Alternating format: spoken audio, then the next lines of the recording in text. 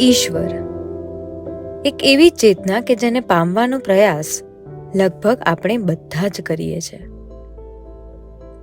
આપણા માટે ઈશ્વરની વ્યાખ્યા અલગ અલગ હોઈ શકે, એને પામવાના માર્ગ ભિન્ન હોઈ શકે, પણ ઝંખનાનું મૂળ સ્વરૂપ તો કદાચ એક સરખું જ છે. તો પછી કેમ કોઈકને ઈશ્વર મળે છે અને કોઈકને નહીં? કેમ કોઈકને એ ચેતનાનો સતત અનુભવ થાય છે અને કોઈકને એક પળ માટે પણ એની અનુભૂતિ નથી થતી? આ ભેદભાવ શા માટેનો?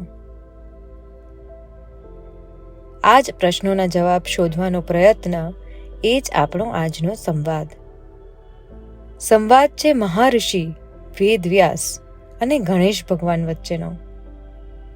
હું છું સૃષ્ટિ અને સાંભળો છો તમે અંતરનો સંવાદ.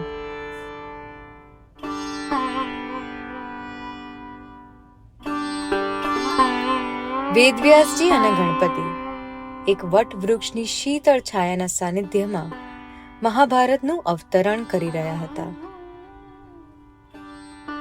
કુરુક્ષેત્રના યુદ્ધ વિશે લખવાનો સમય આવી ગયેલો. વ્યાસજીએ શબ્દોને સ્વર આપ્યો અને ગણેશે શ્રુત લેખન શરૂ કર્યું.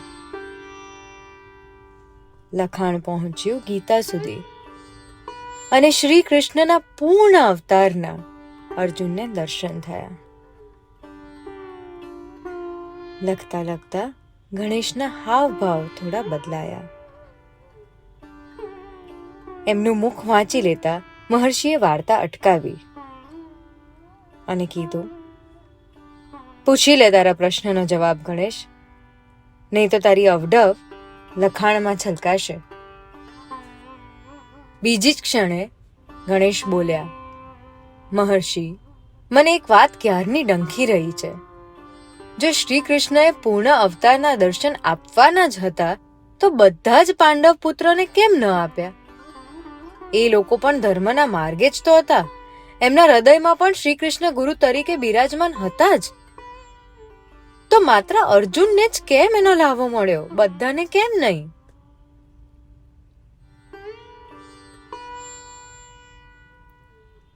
પાર્વતી પુત્ર, અર્જુનનો અર્થ ખબર છે તને?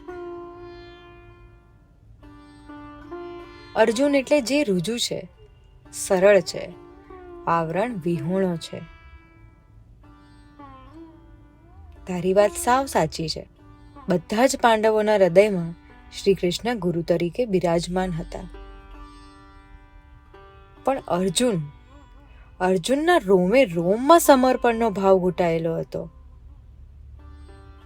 કૃષ્ણ આગળ એના બધા જ આવરણો ઓગળી ગયા હતા.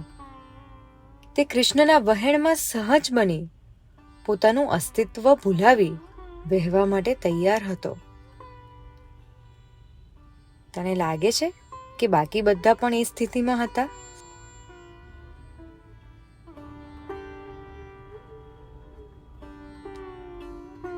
ગણેશે સહેજવાર વિચાર્યું, પછી બોલ્યા, ના. યુધિષ્ઠિરના મનમાં અધર્મની સામે લડવાનો ધ્યેય હતો.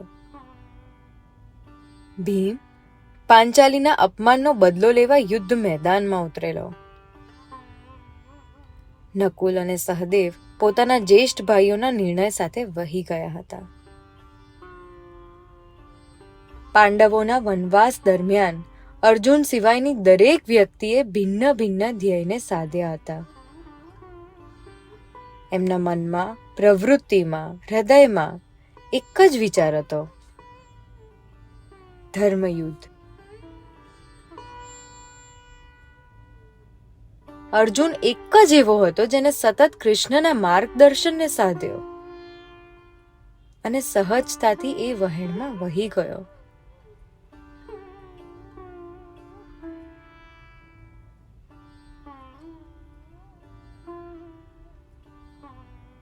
ગણેશ, તું બરાબર સમજ્યો.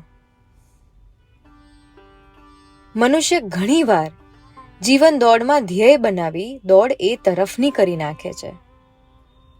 સહજ બનવાનું, આવરણ વિહોણા થવાનું, સમર્પિત થઈ જવાનું ભૂલી જાય છે. પણ જે જીવ એ નથી ભૂલતો, જે જીવ સતત શુદ્ધ ચૈતન્ય સાથે જોડાવાનો પ્રયત્ન કરે છે, જે જીવ ધ્યેયની પાછળ નહીં, આત્મા ઉદ્ધારની પાછળ દોટ મૂકે છે, એને ગુરુ અને એ થકી ઈશ્વરની પ્રાપ્તિ થઈ જાય છે. અને એટલે જ અર્જુનને કૃષ્ણ મળી ગયા. જેવી રીતે ત્રેતામાં હનુમાનને રામ મળી ગયા હતા, જેમ એ યુગમાં અંજના પુત્રના મનમાં સતત એક જ નામનું રટણ હતું, એમ આ યુગમાં અર્જુન સતત એ સમર્પણ ભાવ સાથે જોડાયેલો જ છે. અને માટે પૂર્ણ અવતારના દર્શન માત્ર એ રુજુ આત્માને જ થયા.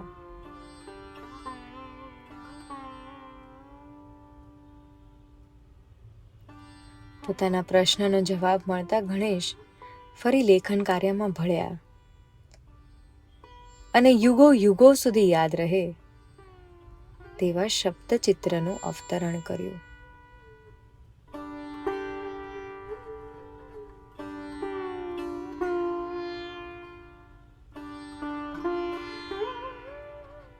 શું આપણી પાસે સમય છે ઈશ્વરને યાદ કરવાનો? શું આપણે ખરેખર તૈયાર છે ગુરુ જ્યાં આંગળી ચીંધે એ માર્ગે પ્રશ્ન વગર ચાલવાનો? શું આપણે સંશય વગરનું સમર્પણ કરી શકીએ છે?